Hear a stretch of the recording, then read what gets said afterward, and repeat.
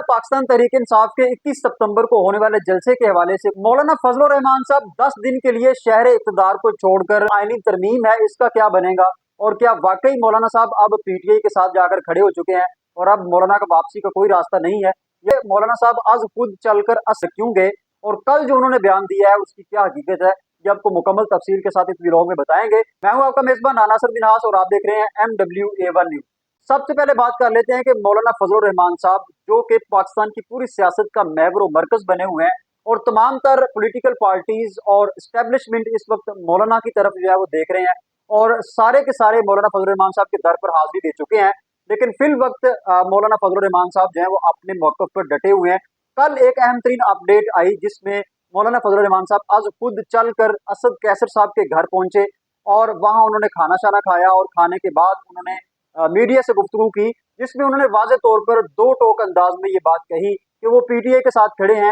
और जब तक उनको इस आईनी तरमीम का मुसवदा नहीं दिखाया जाता वो वोट देने के लिए तैयार नहीं है। मजीद उन्होंने मीडिया को ये भी बताया कि हुकूमत जो है वो उनके साथ खयानत कर रही है और वो खयानत यह है कि मुसवदे को बगैर पढ़ाए बगैर दिखाए हुकूमत हमसे वोट लेना चाहती है। और उन्होंने कुछ पसपर्दा जो शख्सियात हैं उनके हवाले से भी बातचीत की कि वो लोग जो इस मुसवदे के ऊपर हमसे वोट लेना चाहते हैं वो डायरेक्टली हमसे आकर बात करें।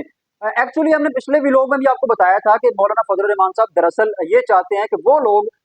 जो इस कानून को पास करवाना चाहते हैं, जो इस आईनी तरमीम को करवाना चाहते हैं और जिन्होंने इस मुसवदे को लिखा है वो डायरेक्टली आके मुझसे रब्ता करें। तो कल उन्होंने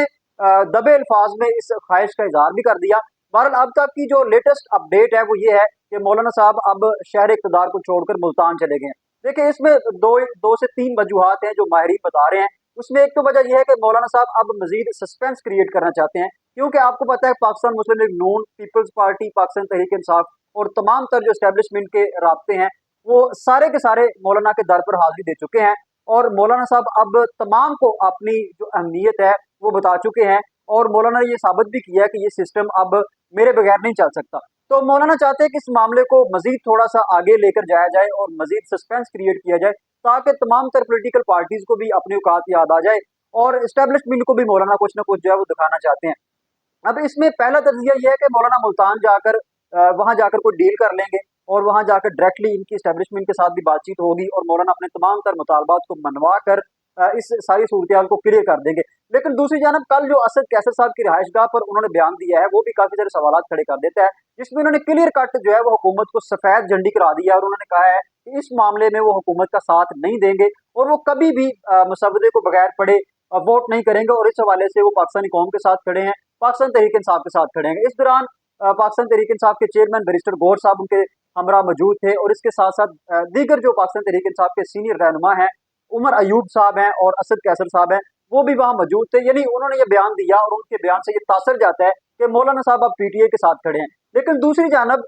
कुछ लोग ये भी कह रहे हैं कि शायद मौलाना साहब का ये एक पैंतरा है और अंदर ही अंदर मौलाना साहब हुकूमत के साथ भी कोई बातचीत कर रहे हैं और बिल आखिर मौलाना साहब जो है हुकूमत के साथ जाकर बैठ जाएंगे। दूसरी जानब इमरान खान साहब अडयाला जेल के अंदर मौजूद हैं और वो 21 सितंबर के जलसे के हवाले से बड़ी उम्मीदें लगा के बैठे हुए हैं और उनका कहना है कि ये जो जलसा है ये तारीख साज जलसा होगा और इससे तारीख बदल जाएगी। सिर्फ यही नहीं, हुकूमत भी इस जलसे से घर चली जाएगी। लेकिन यहाँ सवाल यह है कि अगर मौलाना फजल रहमान साहब जो है वो वोट दे देते हैं और फिर इस जलसे की क्या सूरत हाल होगी, क्योंकि ये जलसा भी बेसिकली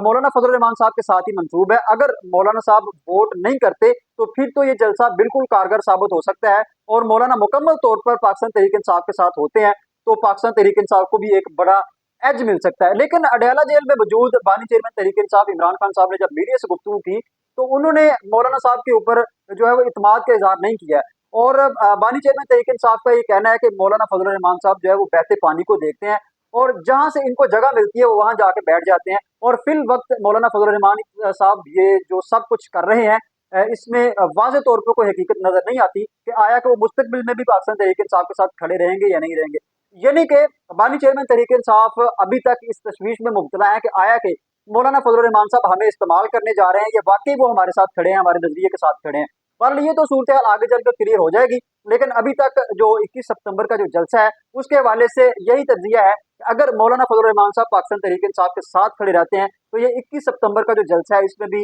वाकयातन पकड़ दकड़ होगी और इसमें मुश्किलात खड़ी की जाएंगी और मुमकिन है कि पाकिस्तान तहरीक इंसाफ को ये जलसा भी मंसूख करना पड़ जाए। लेकिन अगर मौलाना फजल रहमान साहब वोट दे देते हैं तो फिर डेफिनेटली एक सूरत हाल जो है वो अलग हो जाएगी और इस मसवदे के अंदर जो मुख्तलिफ किस्म की तरमीम है वो भी खुलकर सामने आ जाएंगी और मुमकिन है उनके खुलकर सामने आने से पाकिस्तान तहरीक इंसाफ को गहरा नुकसान पहुंचे। फिलहाल यही अपडेट्स हैं। जैसे ही मौलाना साहब जो है वो अपने मौकफ को वाजे करते हैं और वोट्स का ये सिलसिला खत्म होता है और आईनी तरमीम मंजूर होती है या नहीं होती, जब ये चीजें क्लियर होगी तो फिर 21 सितंबर के जलसे के हवाले से भी मजीद अपडेट्स आएंगी। जैसे ही कोई अपडेट्स आएंगी हम आपके साथ शेयर करते रहेंगे। तब तक के लिए इजाजत दीजिए। अल्लाह हाफिज।